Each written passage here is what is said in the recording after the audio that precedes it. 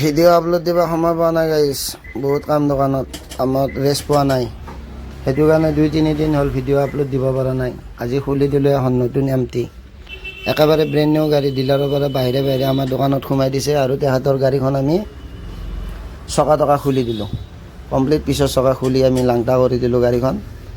আৰু তেখেতৰ চকা খোলাই নহয়, এই ডিছ খুলি দিলোঁ, ABS-ৰ ডিছ খুলি দিলোঁ। আৰু আমি তেখেতৰ গাড়ীখনত এখন ফুল হুল কভাৰ লগাই দিলোঁ। কেনে লাগিছে হুল কভাৰখন কমেণ্ট কৰি জনাব।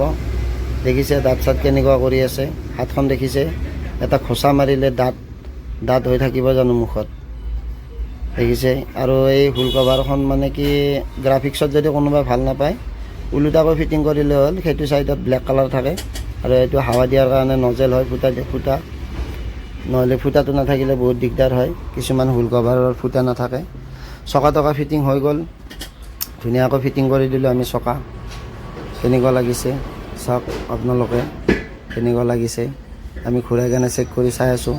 ব্ৰেণ্ড নিউ গাড়ী হয়, জাম তাম হ'ব পাৰে, ভালকৈ ফিটিং কৰিছোঁ, তথাপিও চেক কৰাটো প্ৰয়োজন। ধুনীয়াকৈ ঘূৰাই চূৰাই চাইছোঁ আমি, কিন্তু নাই, একো প্ৰব্লেম হোৱা নাই, ঠিকে আছে। চেইন আমি টানা নাই, আগৰ চিষ্টেমতে ৰাখিছোঁ, কাৰণ ব্ৰেণ্ড নিউ গাড়ী হয়। এতিয়া ডাবল ষ্টেণ্ড আমি নুমাই দিলোঁ গাড়ীখনৰ পৰাই। আৰু আগফালে দেখিছে এখন উইণ্ডশ্বিল্ড লগাই দিলোঁ। উইণ্ডশ্বিল্ডখন আমি কেনেকুৱা হয় জনাব, কেনেকুৱা লাগিছে উইণ্ডশ্বিল্ডখন। বহুত ধুনীয়া উইণ্ডশ্বিল্ড হয় এইখন, পাৰফেক্ট ফিটিং হয়, ফুটা চুটা কৰিব নালাগে।